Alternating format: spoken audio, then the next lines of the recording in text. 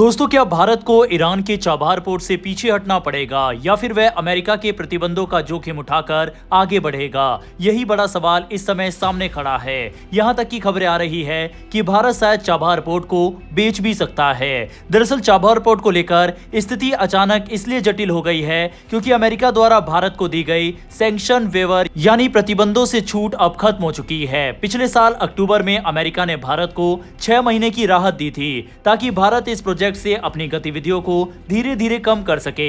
ये समय सीमा 26 अप्रैल को समाप्त हो गई है और फिलहाल ये संकेत मिल रहे हैं कि आगे इस छूट को आगे बढ़ाने की संभावना बहुत कम है। अमेरिका इस समय ईरान पर अधिकतम आर्थिक दबाव बनाने की नीति पर काम कर रहा है।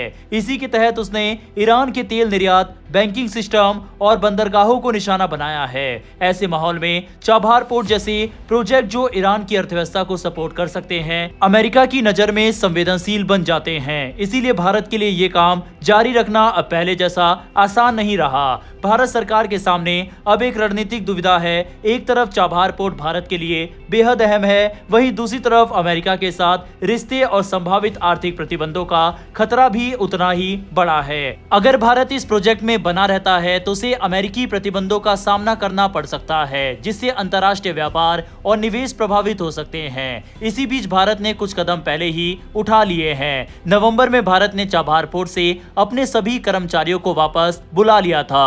इसके अलावा भारत ने लगभग $120 मिलियन का अपना निवेश पहले ही अग्रिम रूप से जमा कर दिया था। ये दिखाता है कि भारत इस स्थिति को लेकर पहले से सतर्क था और संभावित जोखिमों के लिए तैयारी कर रहा था। अब जो विकल्प सामने आ रहा है वह है अपनी हिस्सेदारी को किसी स्थानीय यानी ईरानी कंपनी को ट्रांसफर करना। रिपोर्ट्स के मुताबिक भारत इस पर गंभीरता से विचार कर रहा है। इस प्रस्ताव में एक खास बात यह है कि भारत भविष्य में जब हालात सामान्य हो जाए और प्रतिबंध हट जाए तब अपनी हिस्सेदारी वापस लेने का अधिकार भी रख सकता है। यानी ये एक तरह का अस्थायी बाहर निकलना हो सकता है, न कि पूरी तरह से प्रोजेक्ट छोड़ देना। अगर इस प्रोजेक्ट के इतिहास पर नजर डालें तो 2024 में भारत और ईरान के बीच 10 साल का एक महत्वपूर्ण समझौता हुआ था।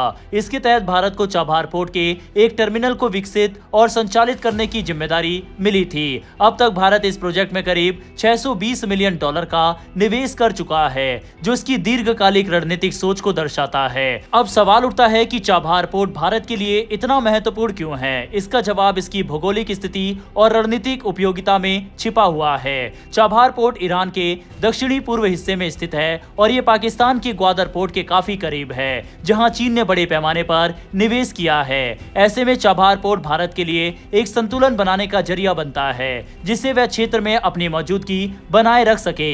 इसके अलावा चाबहार पोर्ट भारत के लिए एक वैकल्पिक व्यापारिक रास्ता भी खोलता है। इसके जरिए भारत सीधे अफगानिस्तान, मध्य एशिया और रूस और यहां तक कि यूरोप तक पहुंच सकता है, बिना पाकिस्तान के रास्ते पर निर्भर हुए। ये international north south transport corridor का भी एक अहम हिस्सा है, जो भारत की कनेक्टिविटी और व्यापार को नई दिशा देता है। लेकिन अब जब अमेरिकी छूट खत्म हो चुकी है तो भारत के लिए यह तय करना आसान नहीं है कि आगे क्या किया जाए। अगर भारत इस प्रोजेक्ट से बाहर निकलता है तो उसकी रणनीतिक योजनाओं को झटका लग सकता है। वहीं अगर वह बना रहता है तो उसे वैश्विक दबाव और आर्थिक जोखिम उठाने पड़ सकते हैं। एक और चिंता यह भी है कि अगर भारत पीछे हटता है तो इस खाली जगह को कोई और देश भर सकता है। इससे ईरान में भारत का प्रभाव कम हो सकता है और क्षेत्र में शक्ति संतुलन बदल सकता है, खासकर ऐसे समय में जब चीन पहले से ही इस क्षेत्र में अपनी मौजूदगी मजबूत कर रहा है। भारत के लिए यह एक महत्वपूर्ण चुनौती बन सकती है। कुल मिलाकर चाबहार पोर्ट को लेकर भारत एक बेहद नाजुक मोड़ पर खड़ा है। यह सिर्फ एक व्यापारिक प्रोजेक्ट नहीं बल्कि भारत की रणनीतिक और भू राजनीतिक सोच का अहम हिस्सा है। अब भारत को बहुत सोच समझकर फैसला लेना होगा ताकि वह अपने दीर्घकालिक हितों को सुरक्षित रख सके और साथ ही अंतर्राष्ट्रीय दबाव को भी संतुलित कर सके। अब देखना दिलचस्प होगा कि भारत इस चुनौती से कैसे निपटता है। क्या वह फिलहाल पीछे हटकर सही समय का इंतजार करेगा या फिर जोखिम उठाकर अपनी मौजूदगी बनाए रखेगा? आपके हिसाब से क्या करना चाहिए भारत को? कमेंट बॉक्स में लिखकर बताइएगा। डेली ऐसी वीडियो के लिए नीचे दिए गए सब्सक्राइब बटन को प्रेस कर बेल आइकन को जरूर दबा लें। फिर मिलेंगे ऐसी एक नई वीडियो के साथ। धन्यवाद। जय हिंद, जय भारत।